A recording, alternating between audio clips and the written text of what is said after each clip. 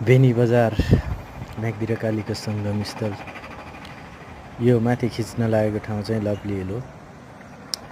यहाँबाट देखिने सुन्दर मनोरम सुन्दर नगरी बेनी बजार आफैमा सुन्दर छ। यो खाल्टोमा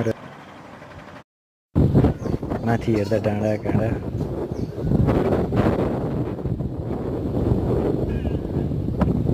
कति मिटर होला? कति छ नि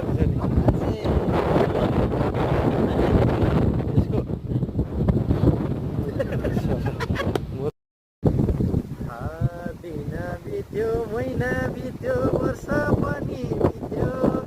दिन बित्यो महिना बित्यो वर्ष पनि बित्यो।